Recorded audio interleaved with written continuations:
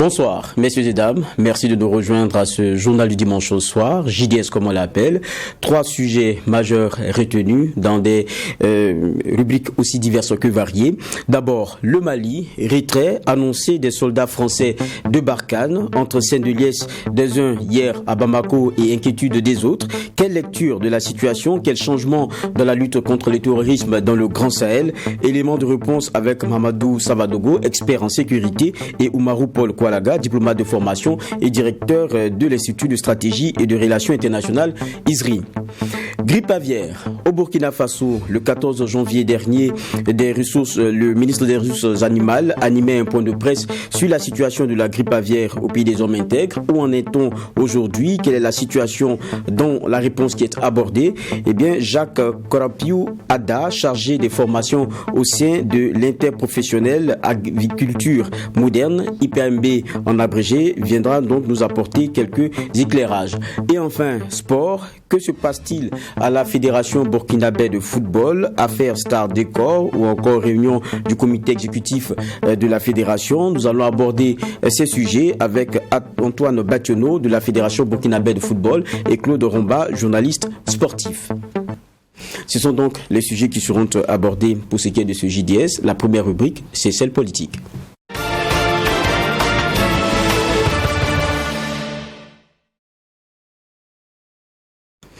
Nous l'annoncions en titre. Nous allons d'abord parler du Mali dans ce journal du dimanche au soir. Hier samedi, des milliers de personnes se sont réunies à Bamako pour manifester leur joie suite au départ annoncé des troupes françaises du Mali. Ce rassemblement s'est tenu à l'appel du collectif Yelowolo debout sur les remparts. Ce mouvement, faut-il le préciser, réclame depuis sa création il y a en gros 3 ans le retrait de l'armée française du pays. La correspondance à Bamako de notre reporter Boulema Soulo.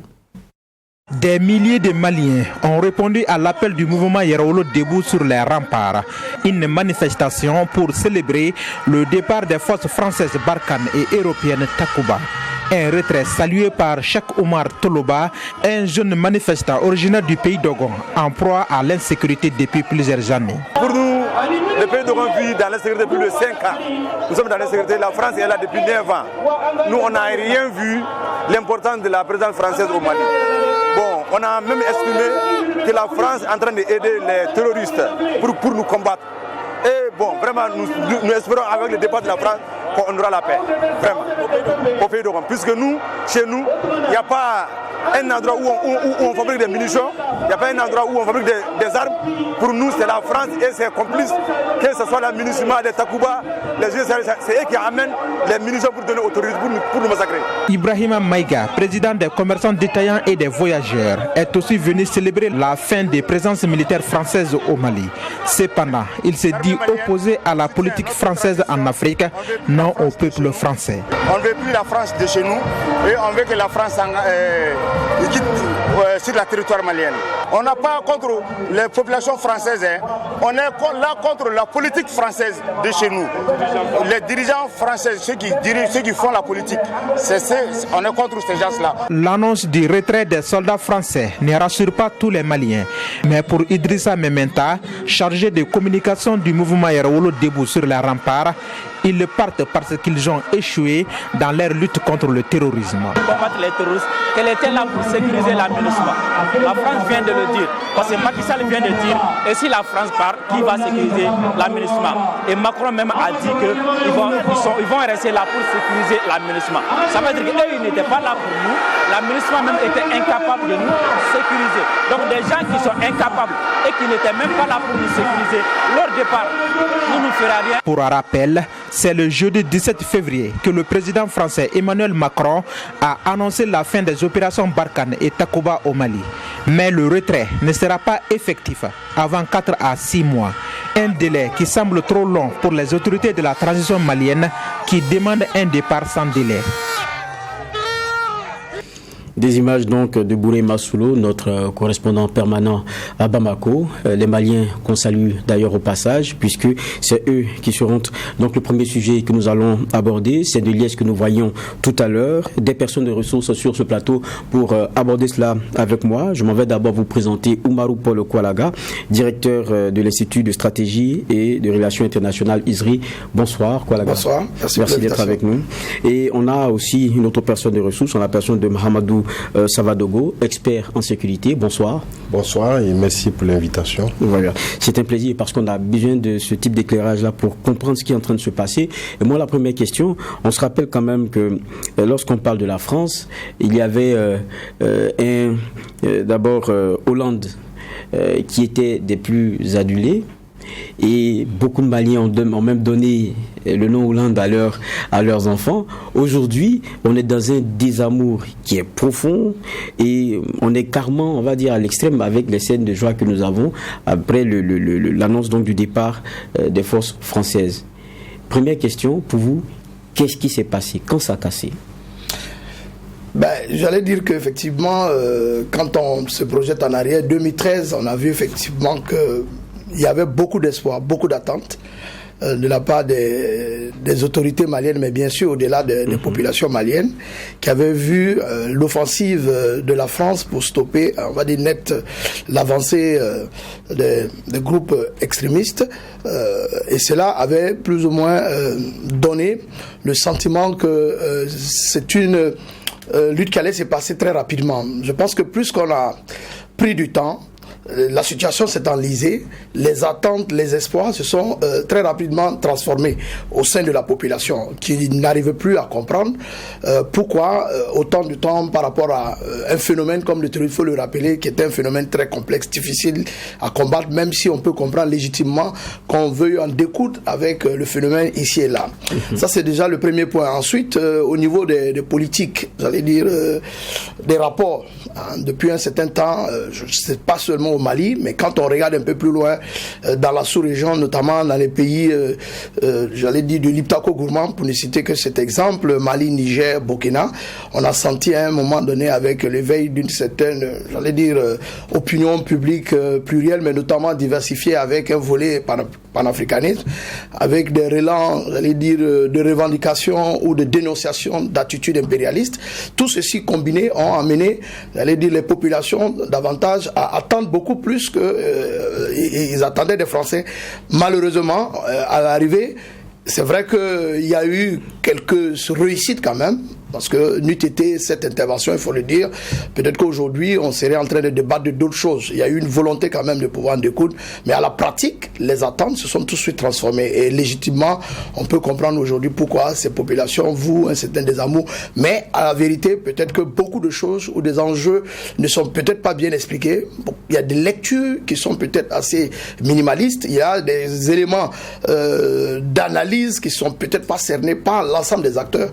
Et ceci mis ensemble amène une certaine opinion justement à réclamer la tête, je veux dire, des Français, et les autorités qui sont nouvellement arrivées ne pouvaient, dans un souci, je veux dire, contenter aussi, mais bien sûr peut-être avec beaucoup de recul, après les arbitrages, aujourd'hui avec les sorties d'un certain nombre d'autorités françaises, notamment la ministre des Affaires étrangères et le président, fait qu'aujourd'hui ces discours sont allés dans un sens d'envenimer la situation entre les deux pays. Vous parlez du plan diplomatique, vous êtes d'ailleurs diplomate de formation, c'est bien pour cela qu'on vous a ici, on aura des éclairages là-dessus.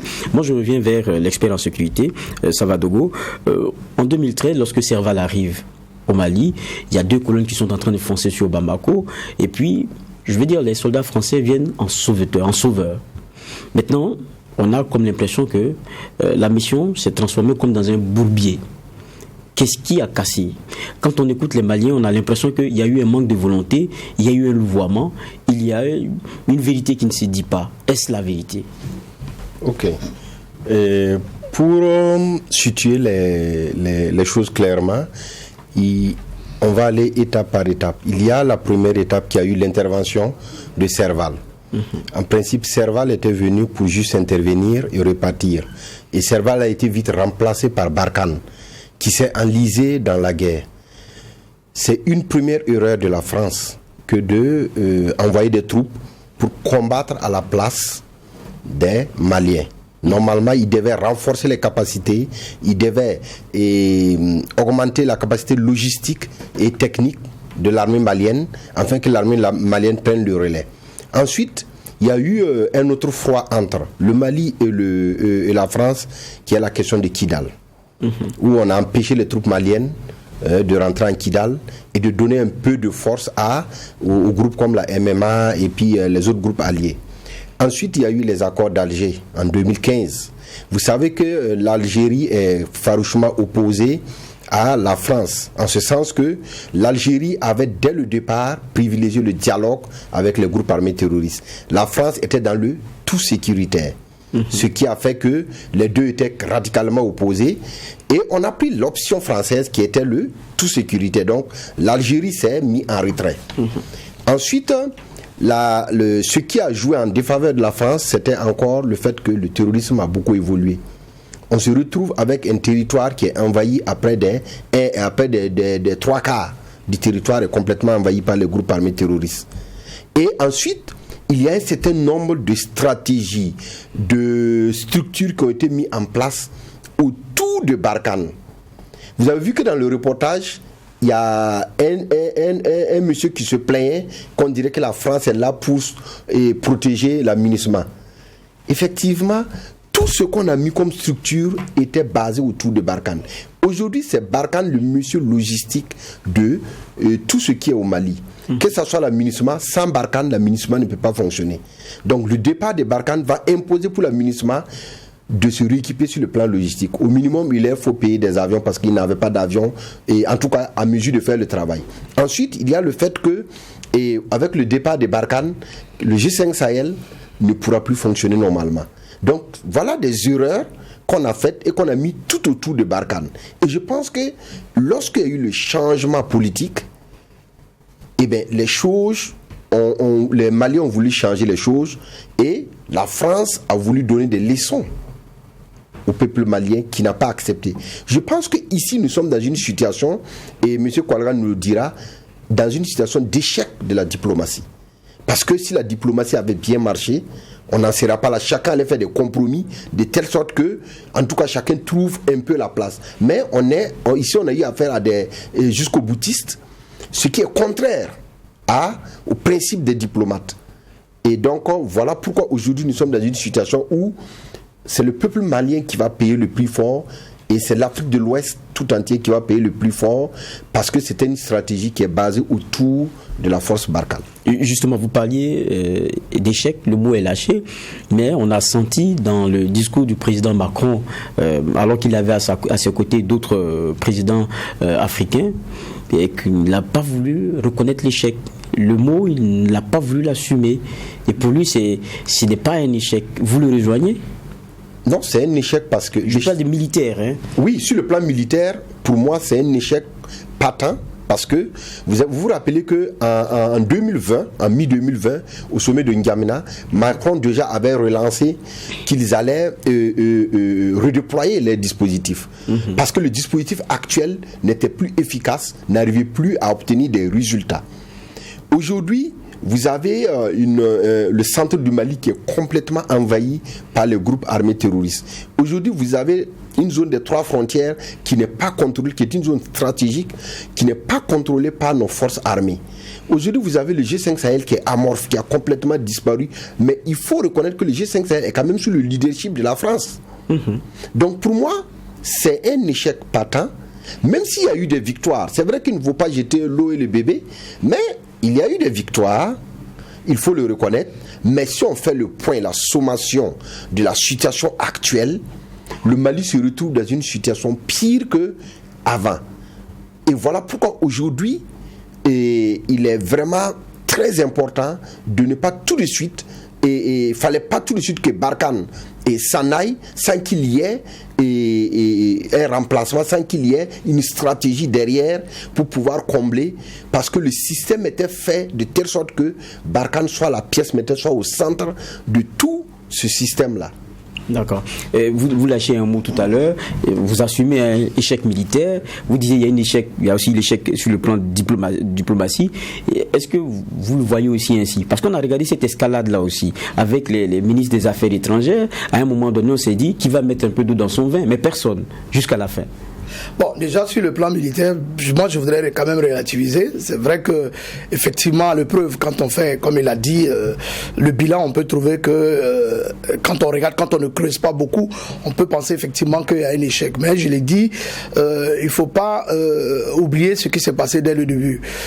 En 2000, je répète, qu'en février 2013, je vais dire 9 ans aujourd'hui, jour pour jour, s'il n'y avait pas eu cette première offensive, et en ce moment, peut-être que la menace n'était pas aussi, je veux dire, n'avait pas pris cette ampleur comme il a dit lui-même, n'avait pas des acteurs qui se sont multipliés, la menace métastasée, qui fait que en plus de l'option militaire ou le tout militaire qui avait été opté justement pour contrer les velléités ou l'avancée de ces groupes terroristes, il y a d'autres dimensions qui n'ont pas été véritablement aussi prises en compte par les autorités maliennes. Je parle notamment des questions de gouvernance, parce que c'est à la fois une question sécuritaire, mais aussi on a vu qu'il y avait aussi la preuve de 2009 à aujourd'hui. Vous voyez, au niveau politique, il y a eu quand même des changements. Il y a eu 2 coups d'État, il y a eu le président, il y a eu un président, il y a eu au niveau de la scène politique malienne beaucoup de changements. Au niveau de l'armée, il y a des choses à dire, au niveau des officiers supérieurs, au niveau même de ce qu'on reproche à l'ensemble de tous les États de notre région, le niveau endémique de la corruption, autant d'éléments qui font que même s'il y a une volonté des partenaires à appuyer et accompagner, j'allais dire l'État malien et bien sûr les autres États, ce n'est pas exclu, ce n'est pas exclusivement pour le Mali, le Burkina est là, le Niger, il y a que, il ne faut pas uniquement voir que l'aspect diplomatique, n'est-ce pas, l'aspect sécuritaire, que l'aspect la gouvernance a été aussi un élément central qui a aujourd'hui amené, je vais dire, cette situation d'enlisement où on se retrouve dans une situation où on a l'impression qu'il n'y a pas eu de choses qui ont été faites. Maintenant, pour revenir un peu sur un aspect, pour je veux dire, les Français étaient là pour accompagner. Il est bien placé pour le savoir. C'est vrai que je vais terminer. Est-ce que c'est vraiment ce qu'ils ont fait? Parce qu'ils étaient tellement au cœur de la chose. Oui, pour la lutte là, sur le terrain, vous savez, vous avez parlé de renseignement. Peut-être que vous ne l'avez pas dit, mais à mi-mot, la question du renseignement, l'appui logistique, ce sont des éléments d'accompagnement. Maintenant, après la bataille sur le terrain, je crois que c'est le fait des forces intérieures.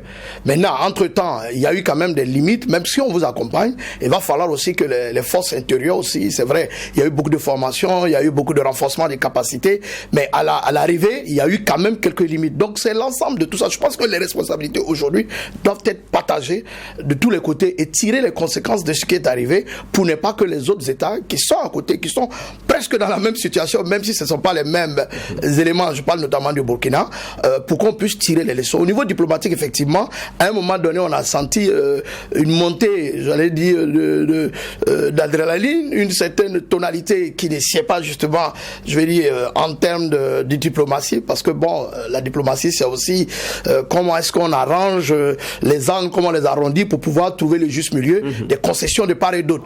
Après, ce sont des individus avec les tempéraments qui sont sortis de ce cadre et qui a profité et qui a envenimé la situation. Ce qui fait qu'aujourd'hui, on a le sentiment que c'est un échec total de la France. Mais je l'impute aussi à l'ensemble des acteurs, mais aussi aux individus pris individuellement. Voilà, un président français qui à un moment donné se prenait pour un donneur de leçons, ça il faut le dire, qui n'a pas compris que la dynamique a changé au niveau des États africains, qu'il y a une opinion publique aujourd'hui beaucoup plus encline à analyser les choses et à comprendre et à lire les dessous des cartes. Et justement, j'aimerais ajouter que oui, allez-y. C'est vrai que j'ai dit que c'est un échec. Partir sous cette note actuelle, effectivement, c'est un échec. J'assume ce que j'ai dit, c'est un échec. D'accord. Ça aurait été bien que Barkhane puisse continuer ce qu'elle a commencé. Parce qu'en fait, Barkhane était dans une évolution. Regardez, après le dispositif que Barkhane a mis en place, il y a ce qu'on appelle l'EUTM, qui était une structure qui était chargée de former, de renforcer la capacité et des forces à l'intérieur. Ensuite, l'EUTM, il y a eu, aujourd'hui, vous voyez, Takuba. En fait, c'est une évolution. Évidemment. Qui est composée de forces spéciales européennes qui étaient chargées d'accompagner les forces armées nationales burkinabées et maliens et nigériens sur le terrain, et en plus pour renforcer aussi leurs capacités et après pour qu'ils puissent prendre la relève. Donc vous voyez que en s'arrêtant à mi-chemin, je ne donne pas cher de la zone des 3 frontières que si le repli de Barkhane a lieu effectivement, on ne donne pas cher qu'en moins de 2 mois, cette zone sera complètement envahie.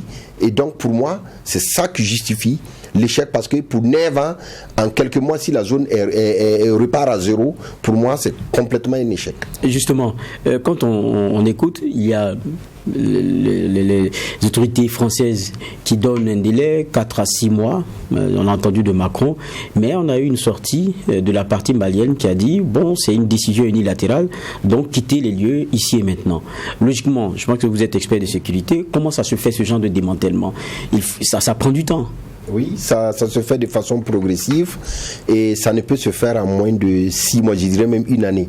Parce que toute la logistique déployée par Barkhane en 9 années et fait qu'aujourd'hui, Barkhane a la logistique la plus lourde de l'histoire même de la France, si on veut bien voir.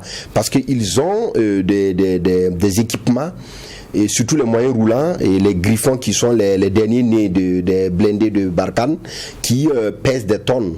Et donc, on ne peut pas mettre un balai aérien d'abord pour les évacuer en toute vitesse, parce que ça ne peut pas. Ensuite, et la France n'a pas les moyens, parce que généralement la France emploie les avions russes, les Antonov. Et vous voyez que nous sommes dans une situation où il y a quand même un conflit entre la France et la Russie. Donc, ils ne pourront pas compter sur les Antonov russes, peut-être les Canadiens. Et donc, ensuite, il y a un certain nombre de matériels. On dit que si Barkhane doit replier tout son matériel, il lui faut au moins un convoi de 200 km de matériel pour pouvoir replier. Voilà pourquoi Barkhane négocie avec les autres pays côtiers, que sont la Côte d'Ivoire, le Bénin, les pays un peu de la CEDEAO, le Burkina et le Niger, pour un peu refaire son repli de façon stratégique. Mais ça serait presque impossible, parce que Barkhane ne pourra pas traverser par exemple la zone de Gao pour traverser la zone des 3 frontières pour rejoindre directement le Niger. C'est une zone infestée, ils ne pourront pas le faire. Donc il faut venir repasser par le sud, donc Côte d'Ivoire, une partie disperser le matériel en Côte d'Ivoire parce qu'ils ont déjà une base en Côte d'Ivoire, peut-être traverser le Burkina avec une partie du matériel parce que le Niger a opté d'accueillir Takuba, donc une partie va partir, sûrement va passer par le Burkina, et une autre partie, il parlait du Bénin, donc à mesure après de les rapatrier par bateau où ils auront beaucoup plus d'espace. Et justement, on va revenir sur certaines questions de diplomatie. Je posais tout à l'heure la question du retrait. Quand on entend le Mali dire « partez ici et maintenant, vous donne plus de délai » et ça doit être fait sous notre contrôle et tout.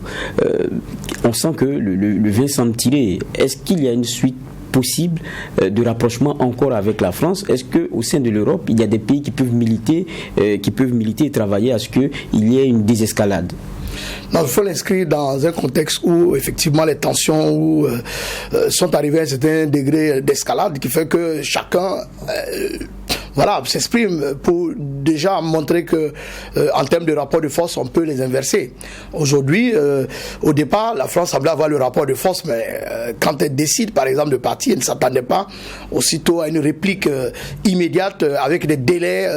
Tout ceci pour dire que au jour d'aujourd'hui, elle a mal apprécié de très loin, je veux dire l'endurance des autorités maliennes, mais aussi leur détermination à aller un peu plus loin dans cette, escalade, que ce soit au niveau verbal, mais aussi dans les rapports qu'elle entretenait depuis lors avec certaines autorités françaises.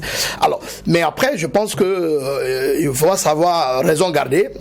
Les jours à venir ou les semaines à venir, justement, peut s'engager effectivement un certain nombre de négociations, un certain nombre de rencontres entre partenaires pour justement arrondir les angles, faire des concessions pour que les choses se passent pas comme on l'entrevoit, peut-être que le souhait de certain nombre de personnes, alors qu'il faut rester, très lucide, très froid et ne pas être dans une dynamique, d'euphorie totale, parce que c'est vrai qu'il y a le sentiment que le retrait souhaité qui est aujourd'hui décrété et la sortie des autorités maliennes contente un certain nombre de milieux. Mais à la réalité, les choses peuvent ne pas se passer aussi facilement qu'on l'entrevoit. Et pour cela, vous savez, on dit toujours que la négociation, c'est au début, c'est au milieu, c'est à la fin. On finit toujours par négocier. C'est peut-être actuellement la situation qui le commande. On peut comprendre légitimement que chacun veut affirmer, contenter son opinion. Parce que vous savez que les autorités françaises sont acculées. Il y a des sorties d'un certain nombre de personnalités politiques également qui ne sont pas du tout contents de ce qui se passe justement au niveau du Mali et de l'engagement des autorités françaises par rapport à une lutte dont ils disent être plus ou moins loin de cette lutte et qu'ils paient le plus fort tribut, un long sacrifice qui aujourd'hui semble être jeté en pâture comme si c'était signe d'ingratitude. Alors pour les autorités maliennes, ils n'ont plus le choix. Les populations sont déterminées, elles sont obligées aujourd'hui d'aller dans ce sens, mais après tout, je pense que il faut être optimiste, il faut espérer que ce qui va se passer, il va y avoir davantage de pression en dehors de la France, que ce soit au niveau multilatéral ou au niveau bilatéral. Vous allez voir que les jours à venir ou les semaines à venir, il va y avoir d'autres États qui vont essayer de mettre la pression. Ils seront obligés à la fin de pouvoir faire des concessions. Justement, quand on voit l'évolution des choses, les dernières rencontres qu'il y a eu et tout ce qu'il y a eu comme discussion autour avec Emmanuel Macron, c'était de faire ce retrait-là, pas celui français, mais celui européen. On pense qu'il a vraiment réussi, et avec les Canadiens aussi qui ont commencé à plier bagages et tout. Donc on est en train d'avoir un Mali qui est face à une décision qui se généralise plutôt que d'être seulement française. Mais dans ce cas de figure, on a aussi l'option allemande qui disait que c'était pas intéressant de partir comme ça, puisque toutes ces années-là, à la fin, ne serviront vraiment à rien. Mais quand on regarde, est-ce qu'il y avait une alternative possible? Est-ce qu'il n'y avait pas une diplomatie française qui devrait peut-être faire un peu moins dans la provocation au regard du contexte qui est nouveau aussi?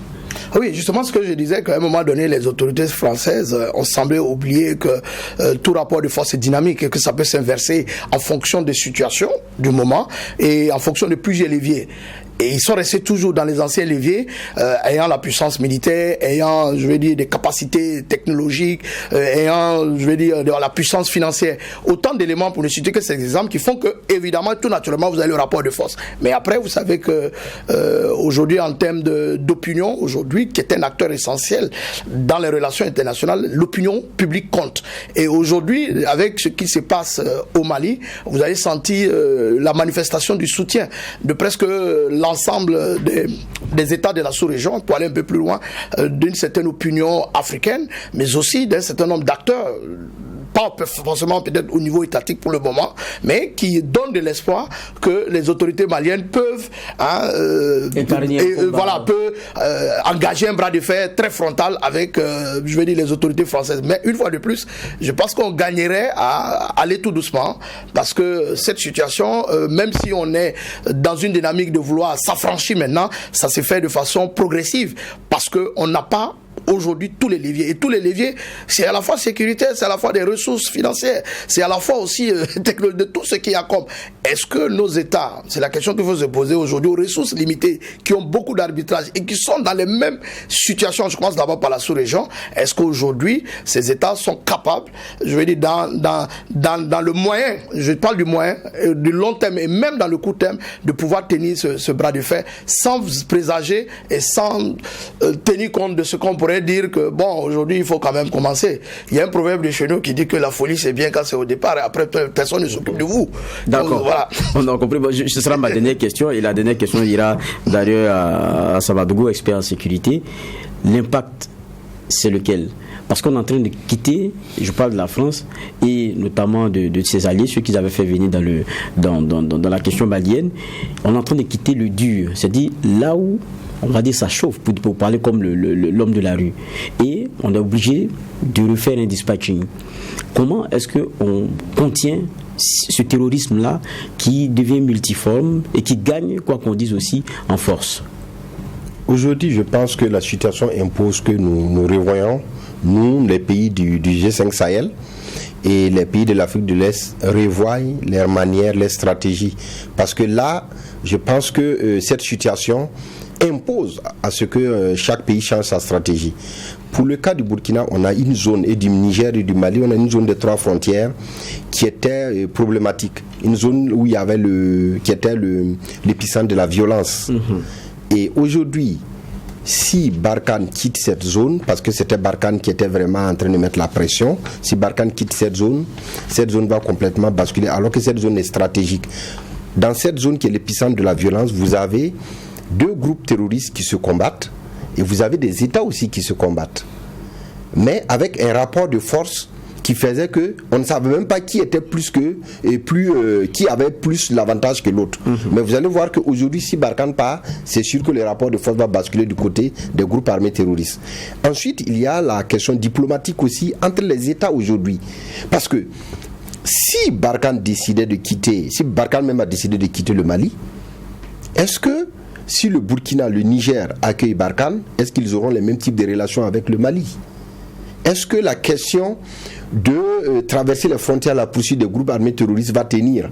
Parce que si moi j'ai fait partir mon ennemi de mes sols, je ne suis pas d'accord que vous ramenez cet ennemi-là, ou bien cet ancien ami-là, et sur mes sols à travers vous par le truchement d'un autre pays. Donc là aussi, ça va causer problème.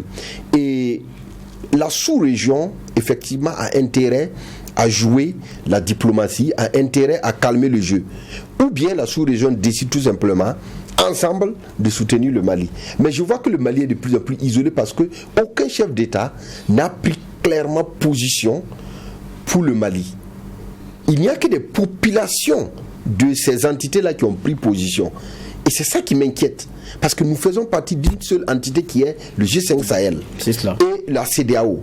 Mais le Mali est de plus en plus isolé. Et je pense que nous sommes en train de rentrer dans une nouvelle ère et il va falloir rebâcler les cartes et chaque pays doit d'abord commencer à s'apprêter pour se défendre soi-même et avant maintenant de voir dans quelle mesure on va se défendre ensemble. Merci bien d'être passé sur ce plateau. Je rappelle que Mamadou Savadogo, avec qui on était expert en sécurité, Oumarou Paul Koualaga, qui est directeur de l'Institut de stratégie et relations internationales. Un sujet très intéressant. Dans tous les cas, ça n'est que, on va dire, le début. On va encore analyser l'impact pour des pays comme le Burkina Faso. Ceci dit, nous allons poursuivre notre JDS avec cette fois un autre sujet. On revient donc au Burkina avec le président du Faso, le lieutenant-colonel Paul-Henri Sandaogo Damiba, qui a échangé hier samedi avec les fêtières et associations de médias du Burkina Faso. Cette rencontre initiée par le président Damiba s'inscrit dans la dynamique, dit-on, des concertations qu'il mène avec les différentes composantes de la nation. Voici donc le point de la rencontre.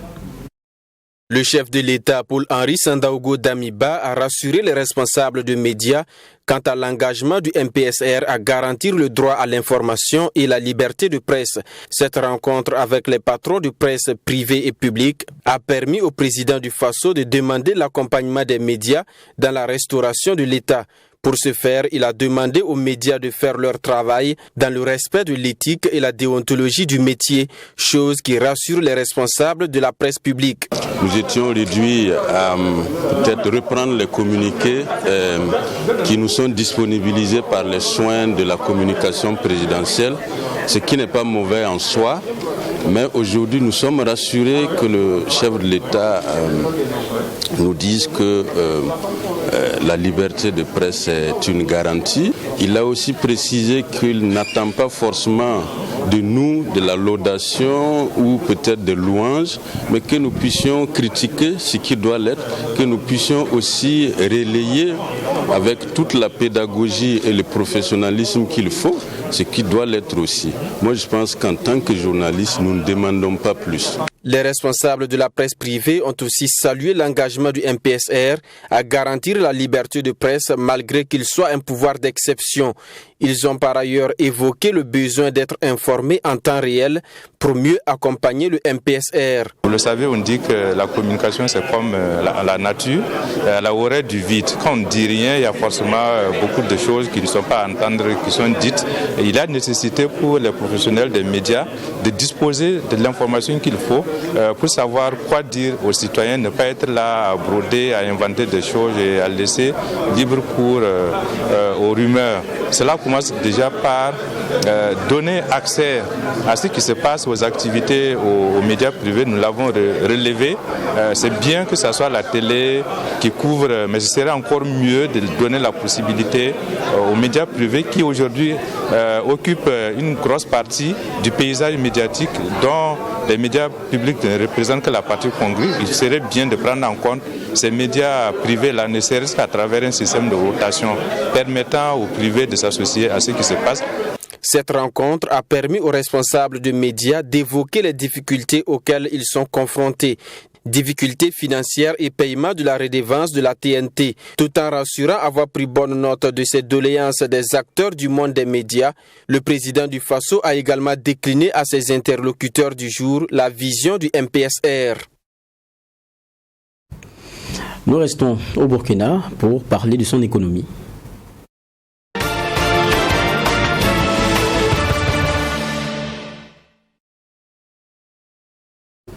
À présent, nous allons aborder la question de la grippe aviaire. Cela est revenu sur la table des discussions puisque la Ligue des consommateurs du Burkina et la Direction générale des services vétérinaires du Burkina ont enfoui environ 5000 poussins au sein du centre de traitement et de valorisation des déchets. C'était le mardi 15 février dernier à Ouagadougou. Cette opération qui s'est faite en collaboration avec les forces de l'ordre s'inscrivait, nous avons donc affirmé, dans le cadre de la mesure interdisant l'importation de produits aviaires en provenance des pays infectés par la grippe aviaire comme le Ghana. Et donc dans l'optique d'éviter tout risque de contagion, ces poussins ont d'abord été étouffés dans des sachets plastiques. Il faut rappeler que pour ce qui est du Burkina Faso, il était question de 42 foyers confirmés de mortalité de volailles causée par un virus de type influenza de la souche H5N1 répartis dans 7 régions. C'était le point qui nous était fait lors d'un point de presse animé par l'ancien ministre en charge des ressources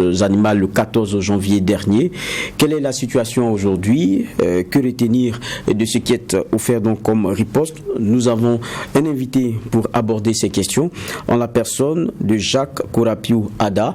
Il est le chargé des formations au sein de l'interprofession aviculture moderne, IPAMB, donc aviculture moderne, Burkina. Bonsoir, merci d'être avec nous. Bonsoir et merci pour l'invitation. Oui, c'est très intéressant de vous avoir ici puisque ce sujet, nous l'avions déjà abordé en reportage, une première fois avec le président de votre filière.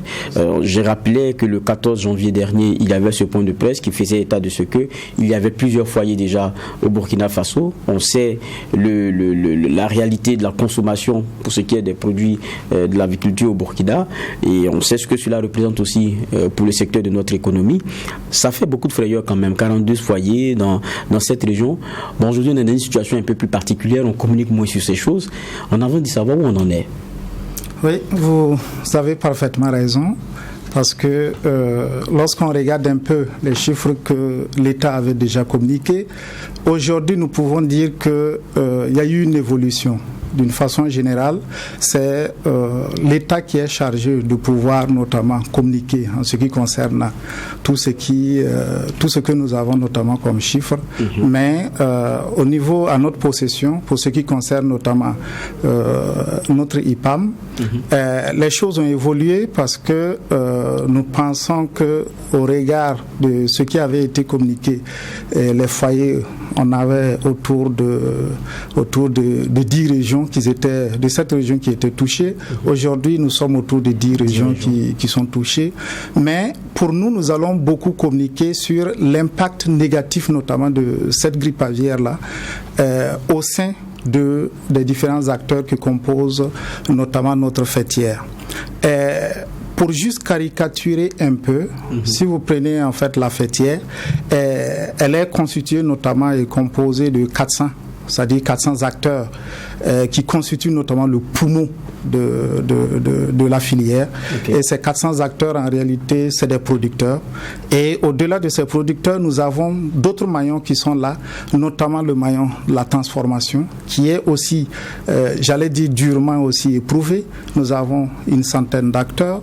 Nous avons 40 acteurs qui s'occupent notamment de, nous disons, les vendeurs d'intrants, tous ceux qui s'occupent notamment de l'équipementier, tous ceux qui accompagnent notamment les services, en termes de services, mais nous avons aussi des importateurs.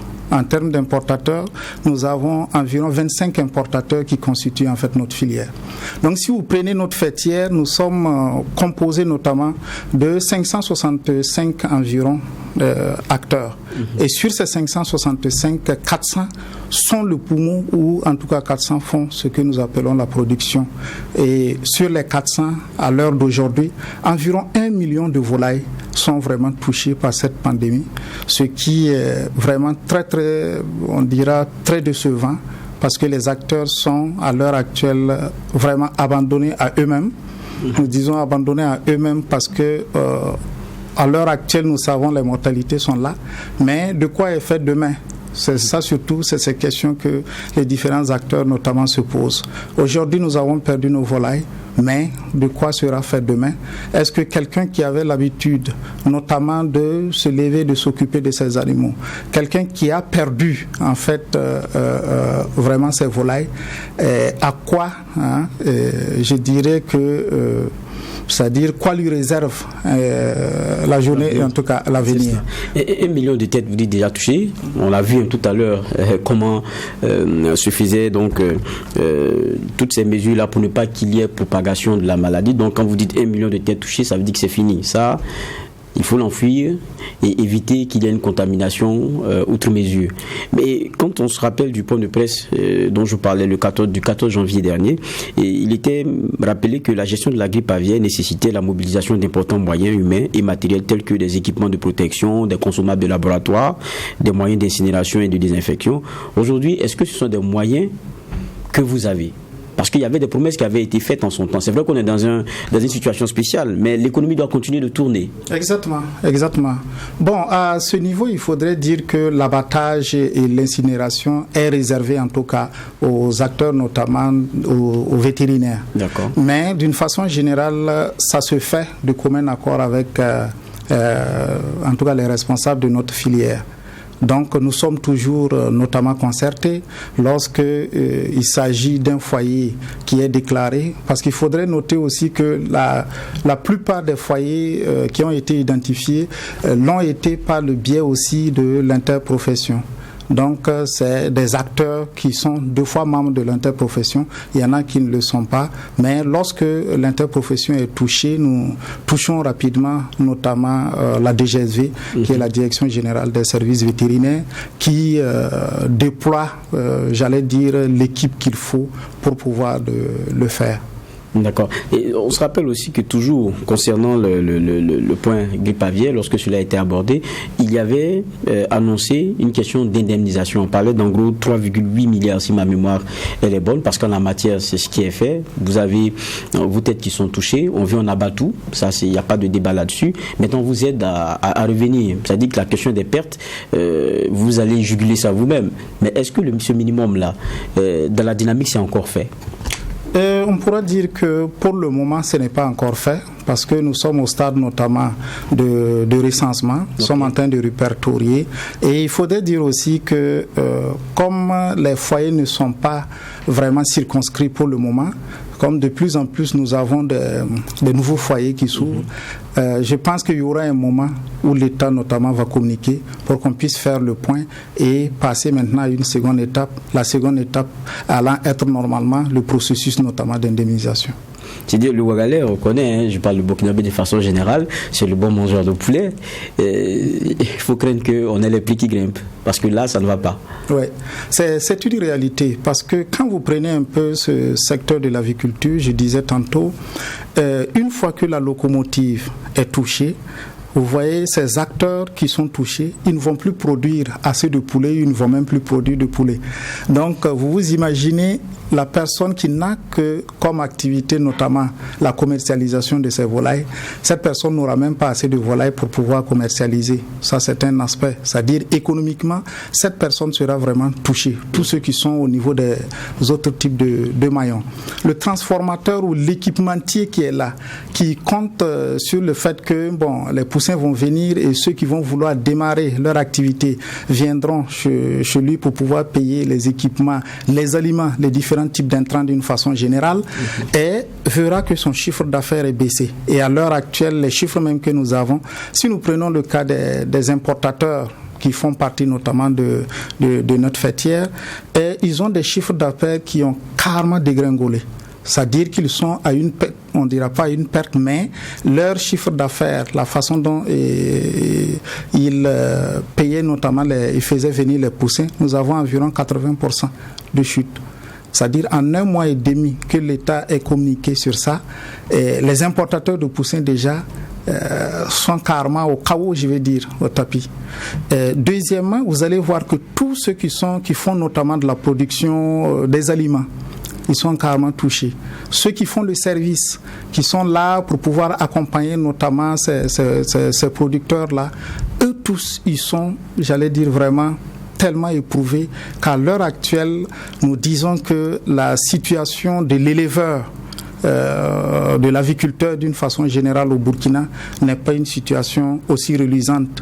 Mais permettez-moi aussi de vous dire que cette situation n'a pas démarré seulement qu'avec la grippe aviaire. Okay. C'est-à-dire que si vous regardez ces dernières années où le prix du coût des intrants, notamment les céréales, ont augmenté, parce que jusqu'à l'heure, on n'arrive pas à maîtriser. Vous prenez le sac de maïs, on le négocie déjà à 21 500, 22 000 à Ouagadougou. Vous prenez le soja, il est déjà autour de 400 francs le kilo. Or, avant, on l'avait à 200. C'est-à-dire c'est déjà le double. Et si vous imaginez que d'ici 3-4 ans, d'ici 3-4 mois, je vais dire, où allons-nous être? Dans quelle situation nous allons être? Je pense qu'en tant qu'aviculteur, vous avez vraiment des sueurs froides. Je dis cela parce que quand vous prenez un peu la technique notamment de fabrique d'aliments que nous avons, c'est-à-dire les formules alimentaires que nous avons, 70 à 75% des intrants que nous utilisons pour fabriquer, c'est vraiment des intrants locaux faits au Burkina Faso et issus notamment de la sueur de nos braves producteurs. Donc, du fait déjà de la hausse ou de la non-maîtrise en tout cas de ce coût de ces différents intrants-là céréaliers qui impactent, j'allais dire, négativement sur l'économie du petit producteur que nous sommes, déjà nous étions déjà affligés. À l'heure actuelle, la grippe aviaire elle est venue, j'allais dire, c'est pour maintenant nous assommer. C'est comme pour vous achever. Oui, c'est pour vraiment nous achever. Donc, c'est vraiment très difficile et l'éleveur ou l'aviculteur burkinabé traverse une période très très dure à l'heure actuelle. Et je pense que c'est un cri de cœur dont nous faisons l'écho dans ce JDS, journal du dimanche soir. Ça a été un plaisir pour nous de vous recevoir et on espère que cela ne sera pas tombé dans l'oreille de sourd, puisque comme je disais, on est peut-être dans une situation nouvelle, mais il y a une économie qui doit continuer de tourner. Exactement. Merci bien. Et je rappelle que nous étions avec Jacques Korapien-Ada, chargé d'information de l'interprofessionnel aviculture moderne, IMPAMBI. On vous aura encore sur ce plateau parce que c'est un secteur d'activité qui nous intéresse. Merci bien. Voilà, c'est un plaisir. On va terminer par la dernière rubrique de ce JDS, c'est la rubrique sport.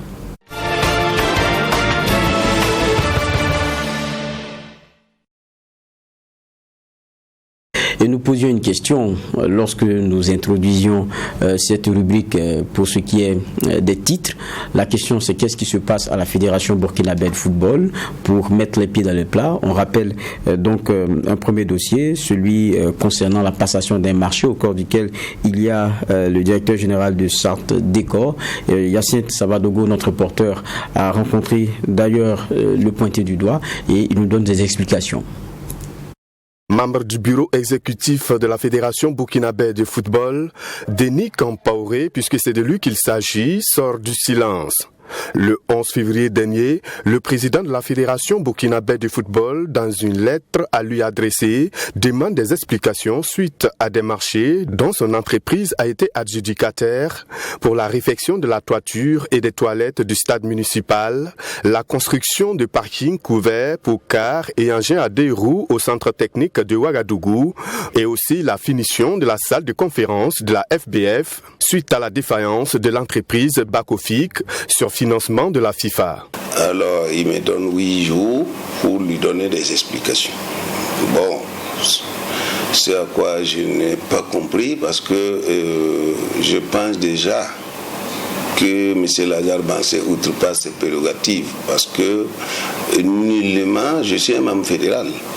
Je ne suis pas, pour ça je n'ai pas immédiatement compris parce que je ne pense pas que M. Lazare peut moi me demander des comptes par rapport à des marchés exécutés avant son mandat. Toujours dans sa lettre, le président de la FBF mentionne l'interdiction formelle de l'octroi de marchés aux membres du comité exécutif de la Fédération burkinabé de football par la FIFA, chose que le patron de Sarthe Décor Sarl ne partage pas. Il parle de conflit d'intérêts.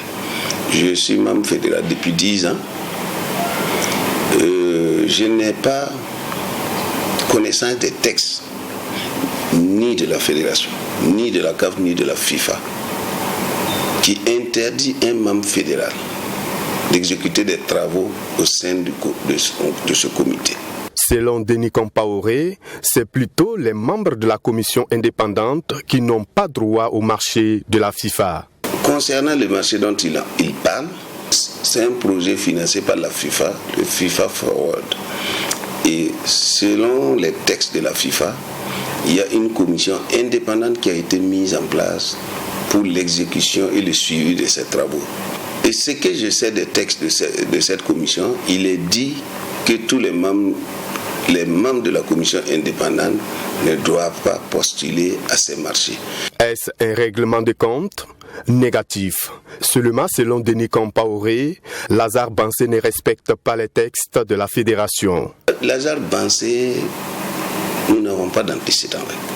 Seulement Lazare Bansé, depuis qu'il est arrivé à la Fédé, ne respecte pas les textes de la fédération.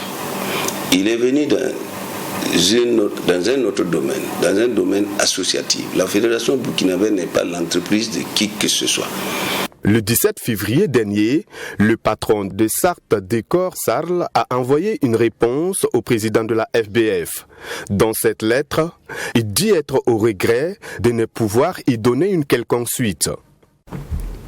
Retour sur ce plateau pour aborder donc les questions liées à notre football, notamment à la Fédération burkinabé de football, qui aujourd'hui fait les choux gras de la presse parce qu'à l'intérieur, on l'aura remarqué, il y a bien des problèmes. Nous sommes avec Claude Romba, journaliste sportif, avec qui très souvent on reçoit donc des invités. Bonsoir Claude. Bonsoir Geoffroy, en tout cas très ravi d'être là et je suis tout de parler donc de cette actualité à la FBF. Plaisir partagé. Et celui qu'on reçoit, c'est Antoine Bationo, porte-parole de la Fédération burkinabé de football. Bonsoir. Geoffroy, bonsoir et bonsoir à tous les téléspectateurs de True TV. Voilà. On l'a vu tout à l'heure, Compaoré, qui fait l'objet d'une lettre d'explication. On a tous entendu parler un peu de ce qui s'était passé plus ou moins. Cela a permis que nous initions un reportage. Il s'est expliqué, on l'a entendu tout à l'heure. Mais bon, j'ai envie de me poser la question de façon plus générale, pas forcément sur ce cas, il s'est expliqué. Qu'est-ce qui se passe vraiment à la Fédération burkinabé de football ? Lui, il fait partie encore de ce comité exécutif. Il ne fait pas partie des débarqués. Il y a des débarqués. On en avait reçu un, Papy, il y a en gros une semaine, c'était dimanche dernier.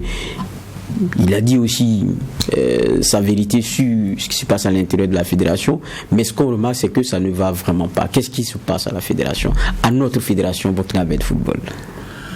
Je ne pense pas que grande chose se passe à la fédération.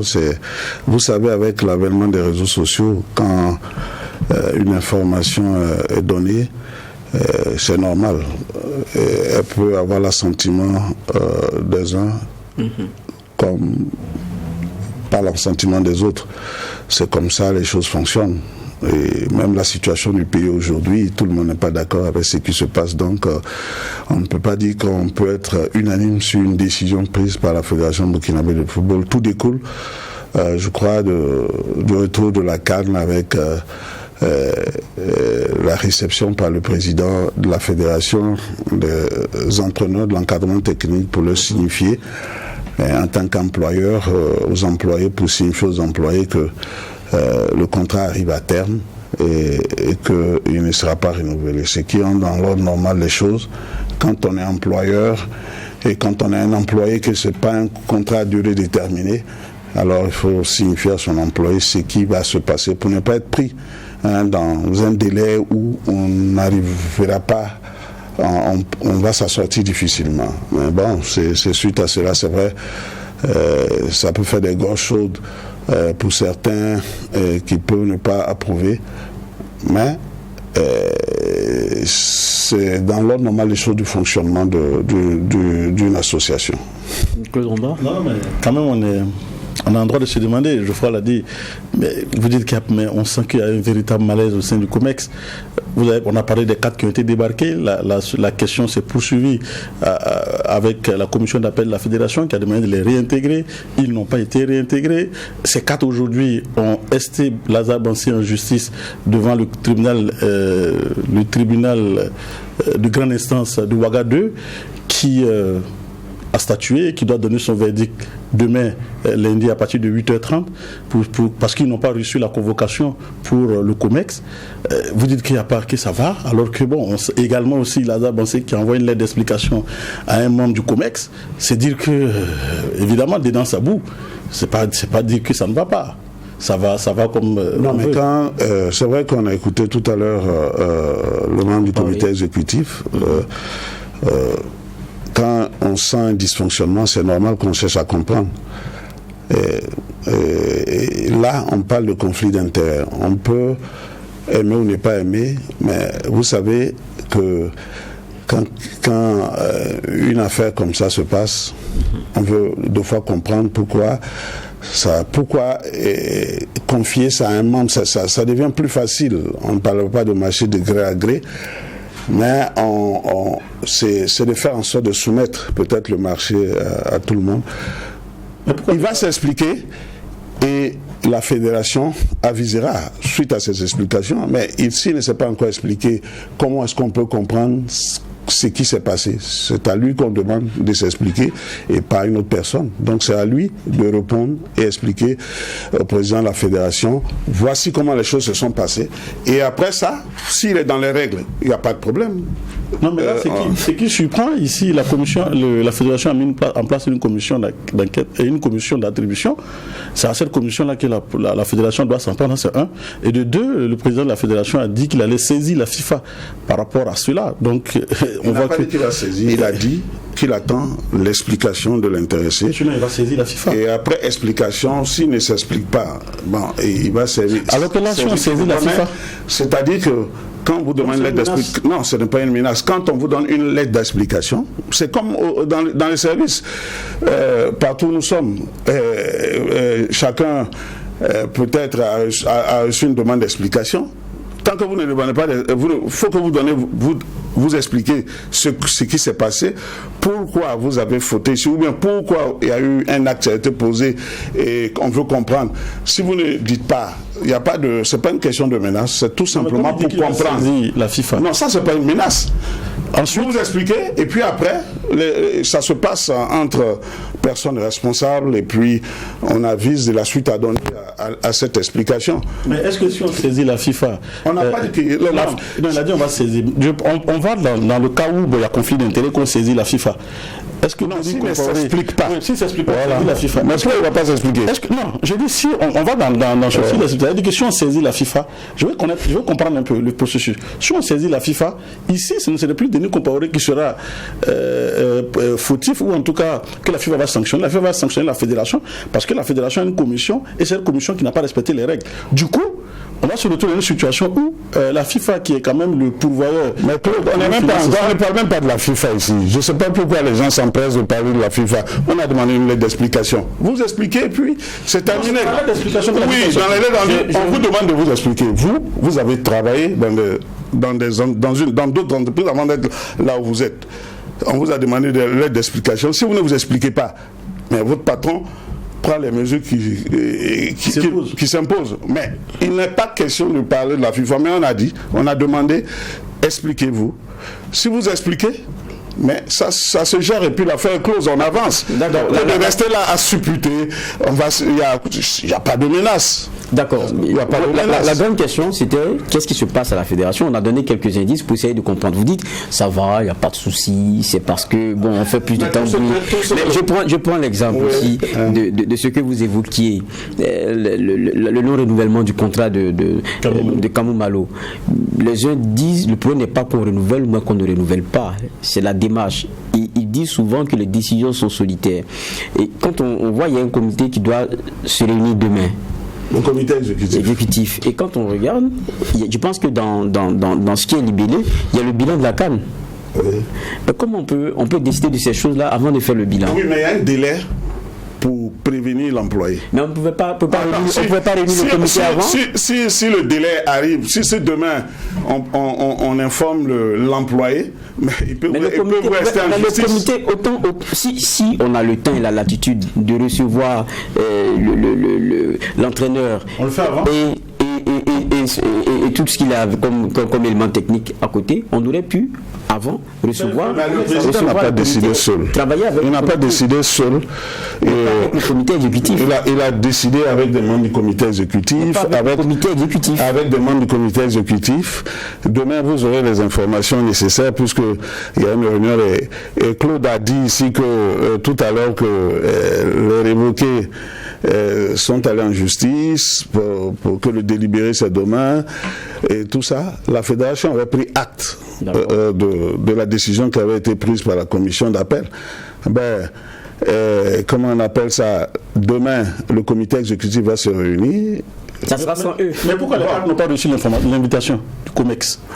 Demain, le comité exécutif va se réunir, le bilan sera fait, des informations seront données, et puis on en soit. Non, mais demain on en saura davantage pour ce qui est de la réunion. Mais vous êtes le porte-parole de la fédération, vous savez s'ils sont invités ou pas? Le secrétaire général a adressé des invitations à qui des droits. Donc demain, après le comité exécutif, on vous rendra compte de ce qui s'est passé. Ça veut bien dire que ça ne va pas. Je dis que demain, il y aura comité exécutif, vous en saurez davantage après la réunion. Ce n'est pas une question de 4 ou sans les 4.